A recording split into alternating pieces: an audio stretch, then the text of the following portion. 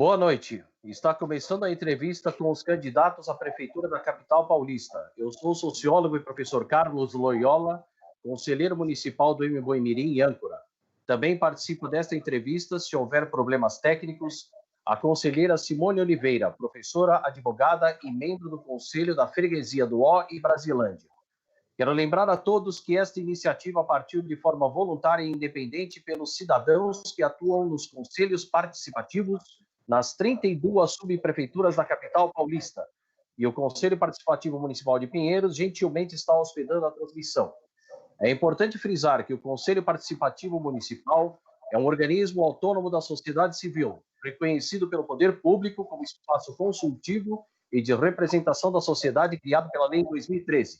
Sua função é exercer o controle social, assegurando a participação da sociedade no planejamento e fiscalização das ações e gastos públicos nas regiões, como também sugerindo ações e políticas públicas nos territórios.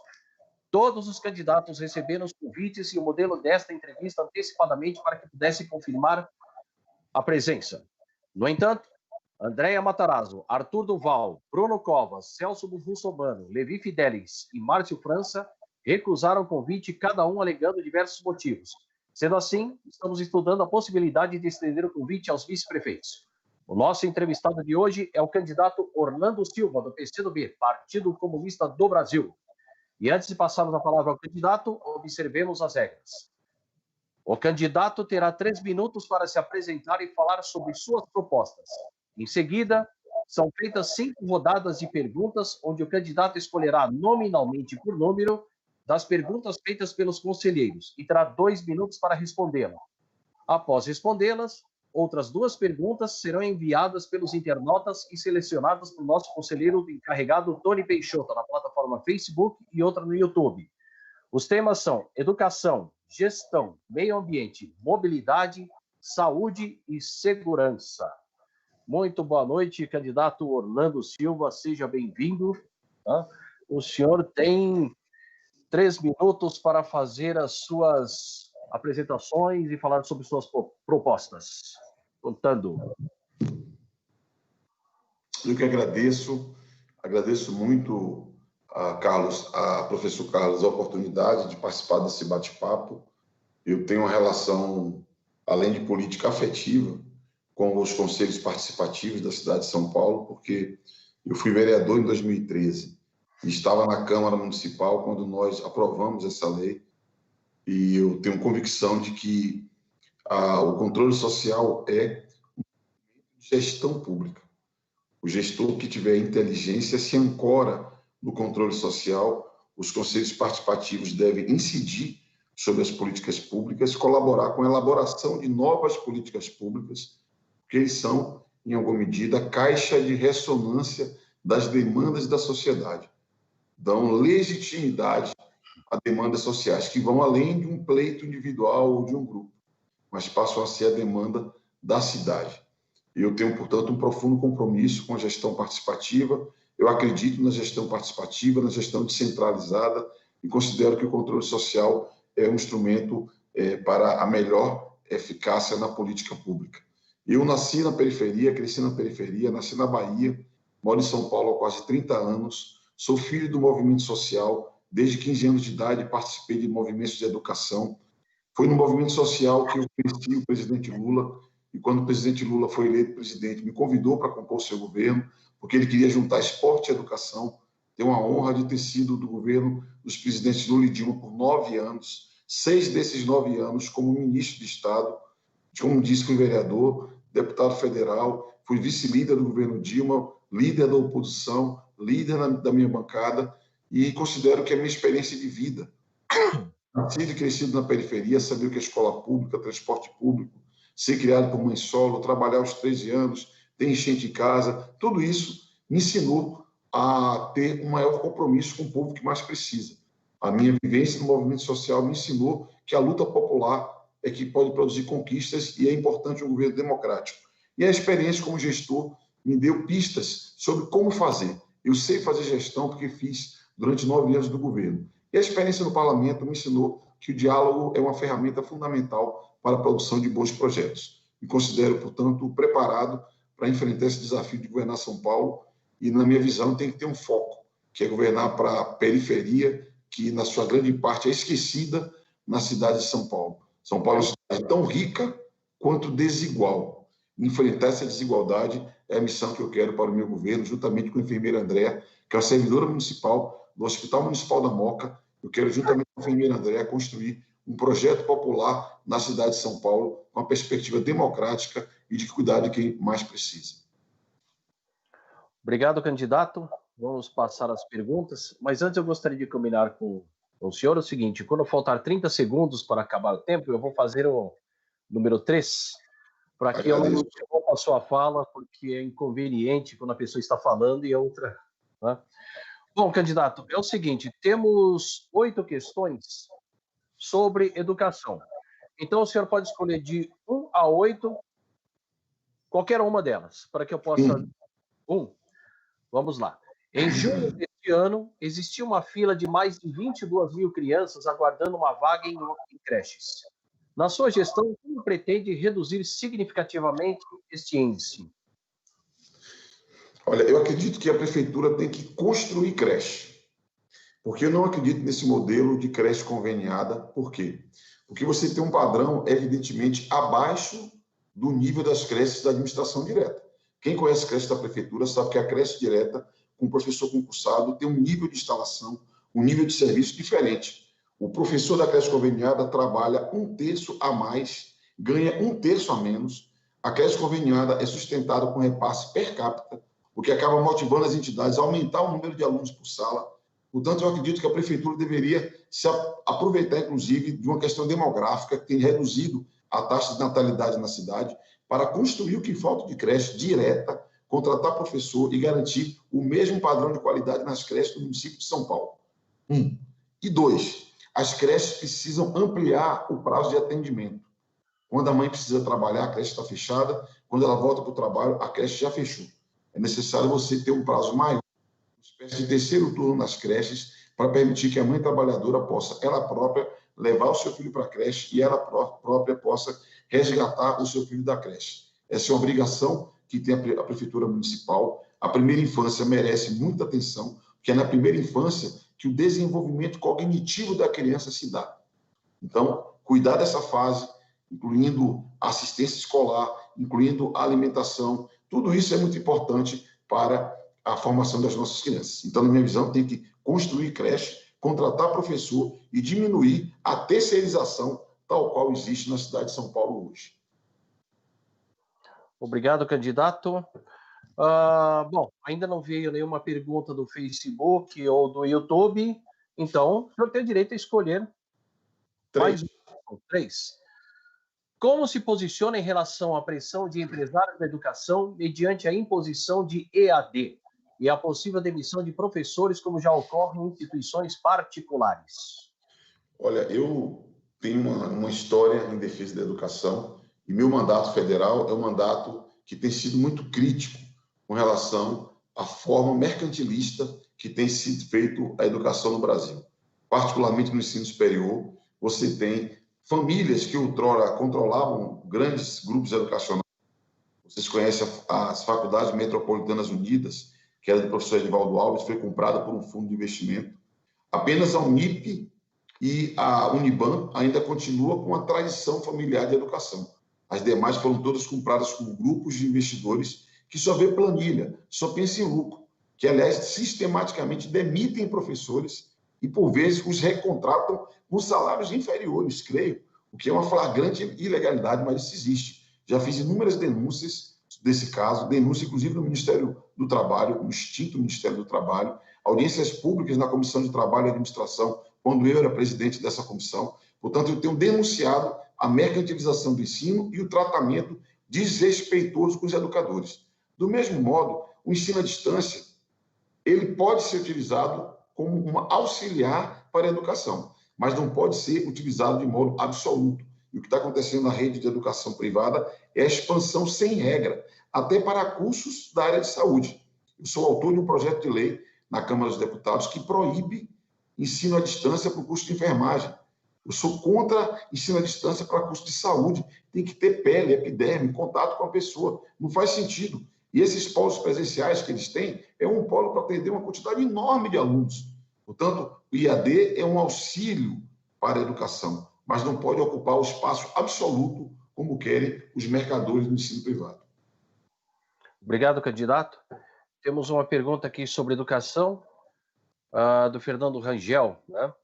Que ele diz o seguinte: o que o senhor acha da ideia de introduzir aulas de música para as escolas municipais? E eu gostaria de engatar também essa pergunta, já que tem a questão da música, se o senhor conhece a pedagogia Waldorf e a pedagogia Montessori e a importância dessas pedagogias na formação de professores do ensino básico e fundamental.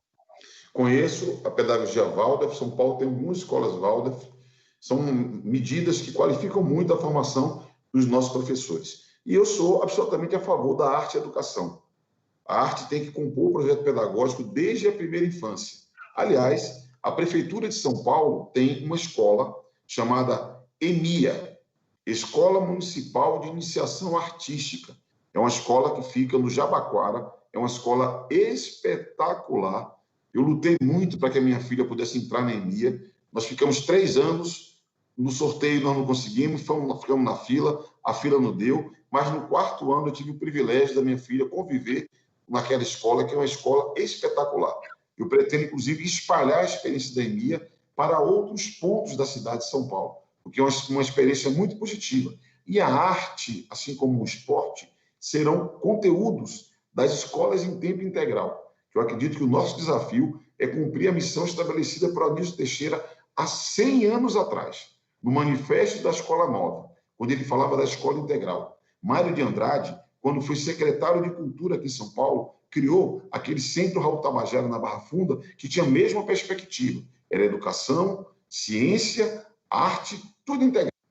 Acredito na escola de tempo integral e acredito que a arte e a educação é fundamental para o desenvolvimento cognitivo, emocional, para a formação cultural mais ampla das nossas crianças. O filho do rico tem. Eu quero que o filho do pobre tenha na escola municipal. Obrigado, candidato. Vamos passar agora para a gestão. O senhor tem 15 perguntas. Pode escolher uma dentre as 15. 5. Qual o critério de escolha de quem vai integrar o seu gabinete de secretários? Já possui nomes? Não tenho nomes, eu tenho só 2 ideias essenciais. A primeira ideia é que nós temos que compor um gabinete muito qualificado, com técnicos, com gente que tem experiência de gestão e formação. Formação seja na sua vida, formação de conhecimento científico, formação profissional, experiência. De um lado, eu vou valorizar muito essa experiência, essa formação, e do outro lado, eu quero respeitar a diversidade que existe na cidade de São Paulo.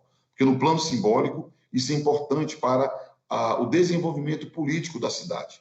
Se São Paulo é formado metade por mulheres, eu quero metade do gabinete composto por mulheres.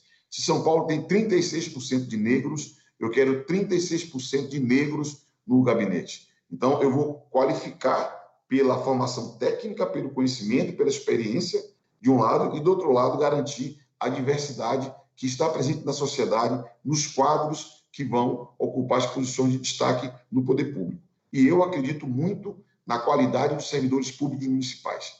Eu convivo, eu sou casado com uma professora da rede municipal, sei que nós temos quadros muito qualificados no município e vou valorizar muito a promoção de quadros da administração para ocupar posições de destaque no nosso governo.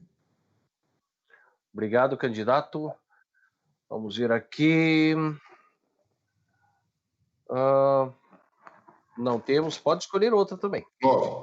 9. Vamos lá. Qual o seu projeto de modernização da administração pública e da informatização dos serviços prestados à população?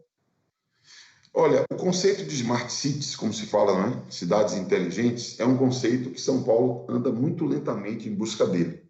Nós temos uma empresa municipal que tem uma boa capacidade técnica, não é? Mas acredito que nós temos que investir muito na transformação digital da gestão, investir no chamado GovTech. Isso vai dar maior eficácia na prestação do serviço público, isso vai reduzir custos no serviço público, mas isso tem que estar ligado a uma outra questão, que é a questão da inclusão digital na cidade. Porque não adianta você ter um GovTech com a cidade analógica. É. Digital são as classes médias, as classes altas. Em Parelheiros, lá em Pirituba, lá no Itaim Paulista, na cidade de Kemmel, nós temos que ter na Vila Mara, em todo canto da cidade, temos que ter inclusão digital. Nós já temos infraestrutura disponível na cidade. Quem tem dinheiro e consegue comprar pacotes de dados está conectado. Aqui é um tema que o prefeito tem que ter uma atitude de líder político. Muitos temas da cidade de São Paulo, você não resolve só em São Paulo, se resolve em Brasília. Você resolve, inclusive, alterando leis. Você tem o FUST, por exemplo, que é um fundo disponível, Fundo Social para Telecomunicações, que está parado. Então, eu aposto muito que nós temos, como líder político, trabalhar para mudar as leis e criar mecanismos para financiar a inclusão digital. Porque governo digital sem inclusão digital é um governo para a elite. E o meu governo é governo para o povo. Então, ao lado de você ter a digitalização do governo, temos que ter a inclusão digital para todos. Na cidade digital, nós teremos redução de custo e aumento da eficiência do poder público. Obrigado, candidato. Pode sortear mais uma. Tem até 15. Né? 15. Como promover a melhoria e o acesso e o trânsito nas periferias? Olha, tem obras de infraestrutura que são inevitáveis, não é?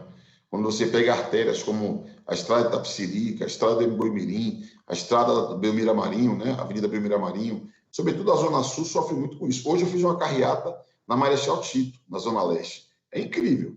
Você anda, eu fui depois da tarde para o Jaçanã, para Vila Airosa. É incrível. As vias são muito estreitas, então não tem jeito. Você tem que ampliar a infraestrutura urbana de transporte, porque eu acho que é correto nós multiplicarmos os corredores de ônibus, mas é preciso alargar. Esse é um projeto que tem que ser de médio e longo prazo na cidade, porque é um projeto que exige muitas intervenções, inclusive muitas remoções, para que ele possa alcançar a melhor eficácia. Então, primeiro é você fazer infraestrutura urbana numa lógica de médio e longo prazo. Não adianta imaginar e a demagogia dizer que vai resolver tudo em 4 anos, porque ninguém resolve. Mas tem uma segunda questão que pode facilitar, que é aumentar o transporte de alta capacidade. Se as pessoas tiverem seu acesso a transporte de alta capacidade, eu falo trem e metrô, muita gente vai preferir andar de trem e de metrô do que andar também com o seu veículo.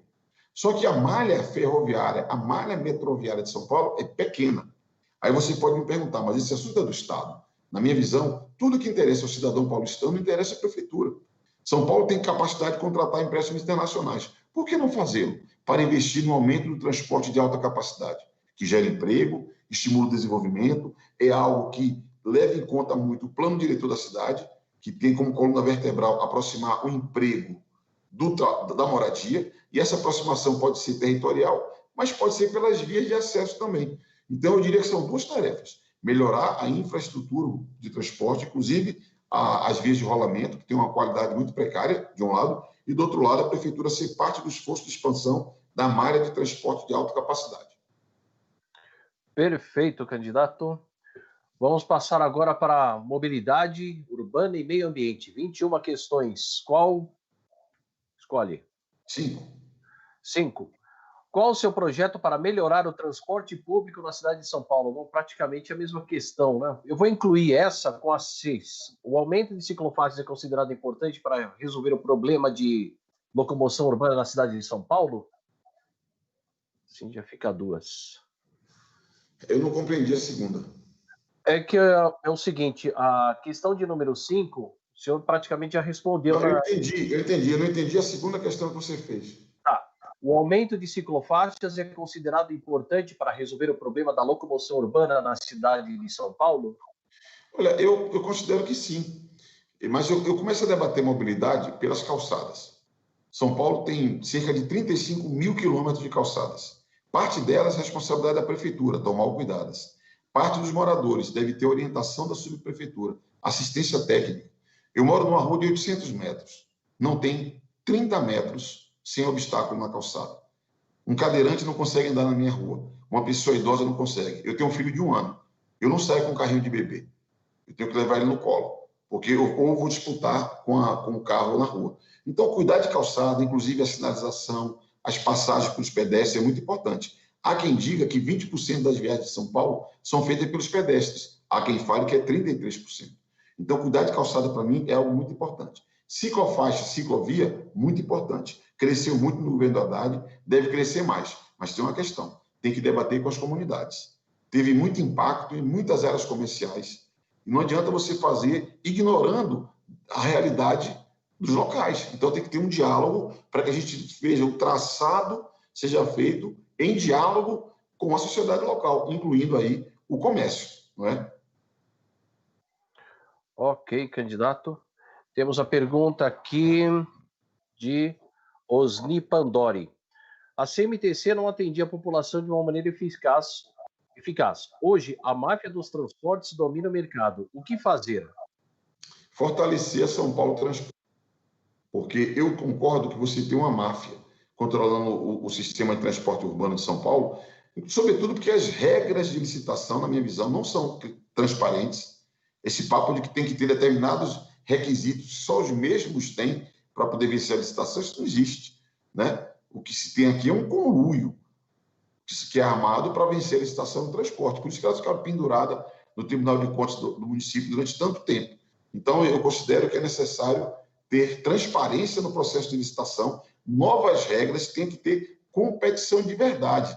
Eu tenho falado que tem que ter um choque de capitalismo no sistema de transporte aqui de São Paulo, até porque tem um alto subsídio, quase metade do custo do transporte é subsídio do poder municipal, uma tarifa cara de R$ 4,40 e o transporte ineficiente. Então, está tudo errado, na minha visão, o sistema de transporte urbano, tem que ser revisto tudo, a começar de uma auditoria para avaliar esse subsídio, que, na minha visão, é elevadíssimo para o transporte, ainda mais pela má qualidade e também porque eu quero implantar passe livre para o desempregado, passe livre no final de semana, e tudo isso tem que ter dinheiro. Onde é que vai vir o dinheiro? Desse que está sobrando no subsídio que vai para o bolso da máfia do transporte na cidade.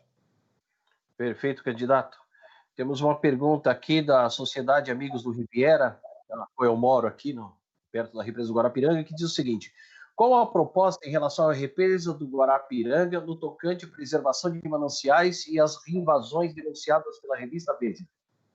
Cara, esse é um tema muito sensível para mim, muito delicado. Vale para Guarapiranga, vale para Billings, mas vale para outras áreas, próximos a rios, córregos, e vale para toda a região norte, do Jaraguá até Tremembé, porque também você está tendo ocupações avançando sobre a Serra da Cantareira. Essa tensão entre moradia e meio ambiente, a prefeitura tem que operar. Mas como é que opera? Produzindo mais unidades habitacionais. Hoje, o número da prefeitura é de perto de 400 mil casas que está faltando. Mas no programa da prefeitura tem 1 milhão de famílias inscritas. E as pessoas não moram na beira do córrego porque gostam, não moram na encosta porque preferem, é porque muitas vezes não tem alternativa. E é necessário nós sermos mais rápidos na produção de moradia popular, a começar do centro. O centro expandido tem muitos imóveis ociosos, é possível fazer retrofit, transformar em moradia, uma vez mais, aproximando a moradia do emprego, que é a indicação do plano diretor. É necessário retomar as experiências dos mutirões. Você sabe que muitos bairros de São Paulo foram feitos na forma de mutirão, desde Mário Covas, prefeito. Então, resgatar essa tradição com assistência técnica da prefeitura. As operações urbanas. São Paulo tem uma tradição de 30 anos de operações urbanas. Também pode produzir, como contrapartida do aumento do potencial construtivo, mais moradia popular. E a prefeitura, ela própria, em parceria com o Estado e com a União, tem que contratar moradia. Para você proteger os mananciais, tem que produzir moradia popular, para você tirar essas pessoas do lugar inadequado que elas estão. Perfeito, candidato. Estamos batendo o recorde aqui no tempo. Vamos passar agora para a saúde. Temos 6 questões. Qual o candidato escolhe? 3. Qual é a proposta para lidar com a questão que vem sendo chamada de problema de saúde pública, mas é tratada como problema de segurança pela atual gestão municipal relacionado aos moradores de rua e viciados em crack? Olha, a Cracolândia, na minha visão, ela tem 3 dimensões. Ela tem a dimensão de saúde pública, e a dimensão de saúde pública tem que ser trabalhada olhando a experiência internacional. É redução de danos, não tem jeito. Imaginar que você vai da noite para o dia, ou com internação compulsória, resolver a Cracolândia, não vai resolver. Isso é demagogia, mentira, conversa fiada. Você tem que ter um trabalho que associe redução de danos, um trabalho psiquiátrico, né? De modo que nós possamos compreender integralmente essa pessoa e, com o olhar da saúde, cuidar dela para começar a fazer um trabalho de recuperação dessa pessoa, recuperação física e psicológica. A segunda camada diz respeito à camada socioeconômica. Eu ouço muitas vezes as mães falarem para mim na periferia: eu perdi um filho, eu perdi uma filha para a Cracolândia. Nós temos que ter um trabalho paciente de reagrupamento familiar, um trabalho paciente de reinserção produtiva dessas pessoas, dando chance de trabalho para que elas possam recuperar a autoestima, recuperar a sua condição de trabalhador, recuperar os seus vínculos familiares, diria até vínculos espirituais, por que não falar assim? Porque isso tudo compõe um cenário para você fazer um trabalho de recuperação psicológica, fazer um trabalho baseado na inteligência da polícia, focado no crime organizado que usa essas pessoas em situação de vulnerabilidade para montar um escudo humano e sustentar a ação do tráfico de drogas. Mas não é levando viatura, cercando a Cracolândia, que acontece todo dia, dispersa ali, 2 horas depois volta tudo. A polícia sabe onde é que estão os traficantes. Se quiser, pode pegá-los. Aí sim é uma dimensão de segurança pública, desmontar a rede criminosa que usa essas pessoas em situação de vulnerabilidade. Portanto, é trabalhar nessas camadas, na camada da saúde, da redução de danos, do trabalho psiquiátrico, na camada socioeconômica, incluindo aí a dimensão familiar, e se quiser enfrentar a segurança pública, a polícia sabe como fazer, mas não é mirando no escudo humano que os traficantes transformaram aquelas pessoas numa condição de máxima vulnerabilidade. Perfeito. Pergunta vinda do YouTube, de novo, Osni Pandori. Na administração anterior, foi admitido o IABAS, o SS com diversos problemas no Rio. Como vê essas parcerias? Olha, eu sou muito cético com relação ao trabalho de organizações sociais em temas sensíveis como educação e cultura. É evidente que você tem muitas instituições sérias e elas devem ser valorizadas, não é? Mas não pode ser a estratégia da prefeitura a terceirização. Você até pode ter parcerias, você até pode ter contratos com OAS, mas tem que ter muito mais transparência. Tem que ser muito mais eficiente e útil para o cidadão e para a administração. Não pode ser só para repassar dinheiro e sabe-se lá Deus como vai ser utilizado esses recursos.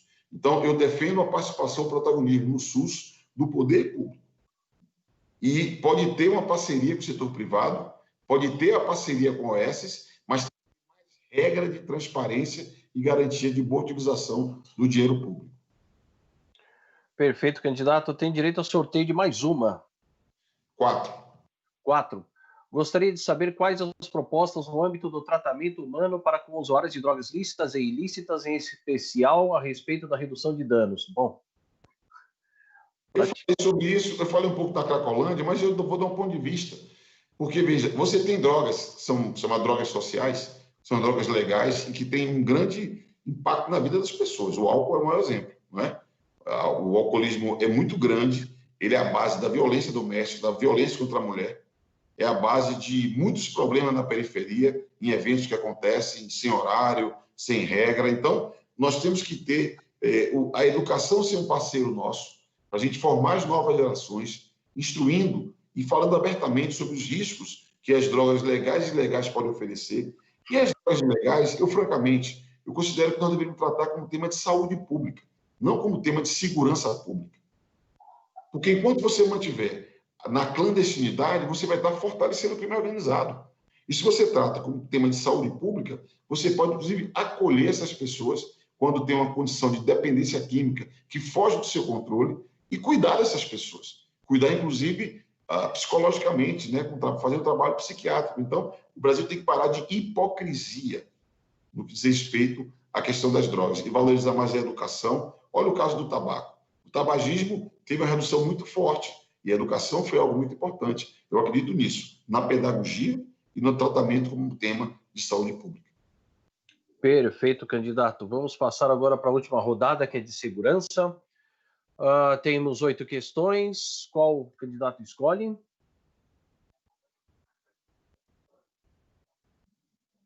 Estava desligado, desculpa. 3. Tudo bem. A Guarda Municipal atualmente faz papel de subserviência em relação à Polícia Militar. Quando se relaciona com o conflito com os camelôs, como vai se relacionar referente a esse problema? Quer que eu leia de novo?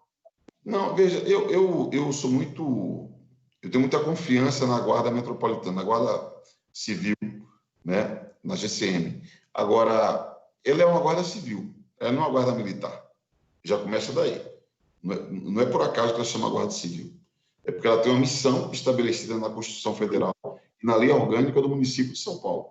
Então, eu considero que é importante reforçar essa missão da Guarda Civil Metropolitana, de cuidar do patrimônio público, né, de orientar a sociedade. Ela pode ajudar mais, ela pode ajudar muito na sensação de segurança na cidade. A prefeitura tem que tratar de temas de segurança no que diz respeito. A zeladoria diz respeito à prefeitura. A iluminação dos bairros diz respeito à prefeitura. Eu defendo, inclusive, que a Guarda Civil tenha patrulhas dedicadas à proteção das mulheres, como tem a Ronda Maria da Penha, por exemplo, em alguns estados do Brasil. Então, nós temos que trazer a Guarda Civil Metropolitana para ser mais amiga da sociedade, né, e menos repressiva. Muitas vezes, no comércio, a Guarda Civil está à disposição do comércio, do empresário. A prefeitura ocupa um lugar que teria que ter outros mecanismos de fiscalização. Você pode usar mais inteligência e não pegar o aviãozinho, não pegar o que está ali na ponta da venda. Você tem que enfrentar o traficante, isso que você tem que fazer. E aí tem que ter planejamento, inteligência, e a Guarda Civil não deve ser utilizada para fazer esse serviço também, a percepção, mas ela tem um papel muito grande, pode ajudar muito para aumentar a sensação de segurança na cidade. E tem um desafio: a Guarda Civil de São Paulo está envelhecendo, os seus quadros estão envelhecendo rapidamente, e não está vendo a recomposição desses quadros. Daqui a pouco haverá uma onda de aposentadorias e nós vamos ter problema. Então é importante fazer concurso, retomar concurso e contratar esses profissionais. Perfeito. Temos uma pergunta do YouTube, de novo do Osni Pandori. Como será tratado os baile funk, visto que agrada alguns e atrapalha os trabalhadores no seu descanso? Complicado. Olha, eu considero o pancadão, né? Estou entendendo o baile funk que ele está falando, não é um baile funk feito num clube, que tem hora de começar, hora de acabar. É o chamado pancadão, que não tem hora de começar, não tem hora de acabar, acontece em qualquer lugar, não tem limite de som, né? É disso que se trata. Eu vejo os pancadões como um grito desesperado da juventude por cultura. E essa manifestação ocupou o vazio do poder público e políticas culturais. Música, dança, teatro, cinema, slam, break, hip hop. Na ausência de poder público, a periferia produz suas saídas.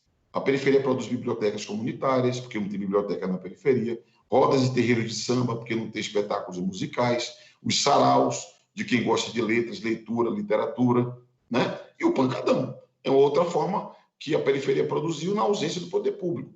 É necessário diálogo, porque isso não vai resolver na porrada, tem que ter diálogo, tem que ter alternativas para espaços adequados, combinando, pactuando horários adequados, porque o funk é uma linguagem artística da periferia. Tem gente que gosta e gente que não gosta. O problema não é gostar ou não gostar, é o horário que incomoda as pessoas que são trabalhadores. Então, como é que se resolve isso? Dialogando, construindo alternativas para que a diversão se dê, a energia da juventude seja canalizada para isso, em ambientes mais seguros, em horários mais adequados. Perfeito, candidato. Vamos passar para a última pergunta aqui, vinda também da SARP, Sociedade de Amigos do Riviera Paulista, que diz o seguinte: qual a solução para resolver a falta de segurança nas periferias, se até a educação e o nível de ensino têm decaído em muito, e assim facilitando uma glamorização da vida bandida? Esse é um problema do Brasil e da sociedade desigual. São Paulo é a cidade mais rica do país. Se São Paulo fosse um país, seria a 40ª economia. São Paulo produz, só São Paulo, 10% de toda a riqueza do Brasil. Mas São Paulo é tão rica quanto desigual. Se falou aí do Riviera, né? O Jardim Ângela é o distrito da cidade, segundo a Rede Nossa São Paulo, que tem a menor idade média ao morrer, que é 58 anos. O Jardim Paulista, a maior idade média ao morrer, que é 81 anos.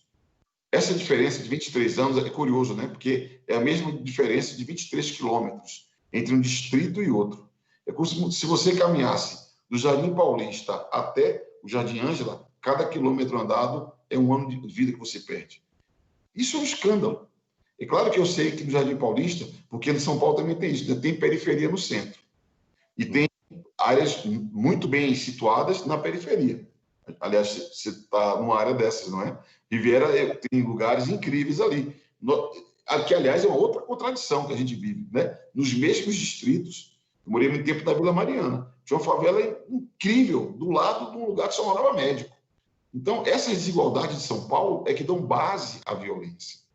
A ideia de que você vai romper com o ciclo da violência só com repressão, isso não existe. Nós vamos, então, construir muralhas cada vez maiores e vamos viver aprisionados todos. Eu acredito que reduzir as desigualdades, oferecer políticas públicas, garantir direitos é a principal medida para nós enfrentarmos a violência. Perfeito, candidato. Bom, estamos chegando ao final da entrevista. O candidato terá 5 minutos para as suas considerações finais, né?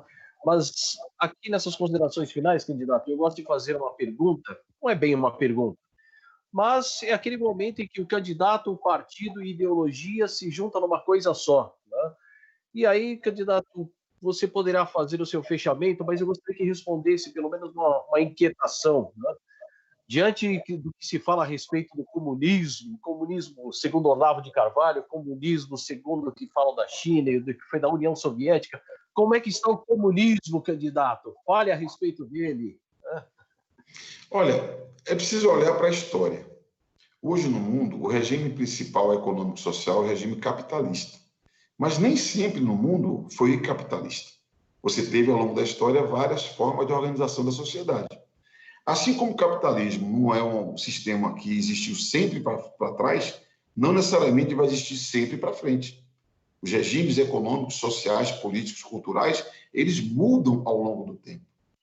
O comunismo é uma ideia, é um ideal de ter uma sociedade em que todo mundo produz riqueza, possa se apropriar da riqueza. Porque no capitalismo todo mundo trabalha. Só que você recebe, na forma de salário, um pedaço do seu trabalho e quem explora você fica com a maior parte da riqueza que você produz. Isso é justo? Eu acho que não é justo. Eu acredito que nós temos que ter um sistema em que haja democracia, liberdade, justiça e cada um receba de acordo com o seu trabalho. É nisso que eu acredito. E você veja, no mundo, o país que mais cresce hoje é a China, que tem lá a bandeira do socialismo. Eles falam que vão começar a construir comunismo daqui em 2049, porque o chinês é assim, ele sempre olha muito longe na história. Eles falam que depois de 100 anos da Revolução, vão começar a construir o socialismo naquele país. Então, eu tenho essa visão. Claro que tem muita gente preconceituosa que tenta apontar só os erros do socialismo. Teve erro no socialismo? Claro que teve. Mas no capitalismo também tem. Tem gente que fala, tem ditadura no socialismo. Ok, pode ter. E no capitalismo não tem? Aliás, o Brasil, nós vivemos aqui recentemente, né? Olha a democracia americana, olha o que o Trump está aprontando por lá. Então, nós temos mais abertura, mais inteligência e debater as questões como elas são, sem nenhum preconceito, que eu acho que tem muito preconceito ideológico e as pessoas usam a ignorância de muita gente para tentar crescer em cima do preconceito e da ignorância. Contra isso, o que fazer? Estudar, conhecer, pesquisar, e eu faço isso desde muito pequeno, por isso também que eu tenho convicção de que nós vamos construir um mundo mais justo. Eu quero começar a construir a partir de São Paulo, que é a cidade que eu vivo há 30 anos. Eu nasci na Bahia, no bairro de Periferia de Salvador, moro aqui há 30 anos. Minha mulher é professora da rede municipal, tenho 3 filhos nascidos aqui. São Paulo me deu mandatos de deputado federal, mandato de vereador, experiência política. Eu conheço, uma desta parte, profundamente a cidade, de andar em todos os cantos dela, nos grandes círculos que, na condição de ministro, participei de momentos muito importantes da cidade, até a quebrada, a viela, o beco, os lugares que são muito difíceis, inclusive às vezes até lutamos muito para entrar, mesmo a autoridade pública tem dificuldade de entrar em alguns lugares. E eu quero governar São Paulo primeiro para quem mais precisa. Na minha condição de negro, quero atuar para que a cidade seja livre do racismo, porque a desigualdade ela também aparece na forma do racismo estrutural, na forma do machismo, da LGBTfobia, e eu quero que São Paulo seja uma cidade diversa, que volte a ser a cidade do trabalho de verdade, de chance, que dá chance para todo mundo. Eu quero reindustrializar São Paulo com a indústria 4.0, com a indústria ancorada na automação, e nós temos aqui o principal polo científico da América Latina, e a prefeitura tem que atuar para atrair negócios, ligar a universidade com a economia. Enfim, eu sou um sonhador, e acredito que parte do meu sonho passa por ter uma gestão descentralizada, fortalecendo a subprefeitura, apoiando a periferia nas políticas sociais e no desenvolvimento econômico. E os conselhos participativos, para mim, não podem ser meras formalidades. Conselho participativo é instrumento de gestão. É nisso que eu acredito. Inclusive, o conselho participativo pode ser inspirador para superar outras desigualdades. Quando eu fui vereador, eu aprovei uma lei que exige que metade de todos os conselhos, pelo menos metade, seja composto por mulheres. Eu lembro que os vereadores falavam, onde é que vai ter tanta mulher? Eu falei, que é isso, mano? Anda na rua que você vai ver. Então, estou dando um exemplo prático, né? Como que o Conselho Participativo, o Conselho da Cidade, o Conselho do Patrimônio, todos os conselhos, por uma lei municipal que eu fui autor, obrigatoriamente tem que ter pelo menos 50% de mulheres. E desse jeito, nós vamos empoderando as mulheres. Eu quero fazer isso também com relação à população negra, para que nós tenhamos a diversidade da cidade expressa em todos os planos. É nisso que eu acredito. Pode parecer um sonho? Pode.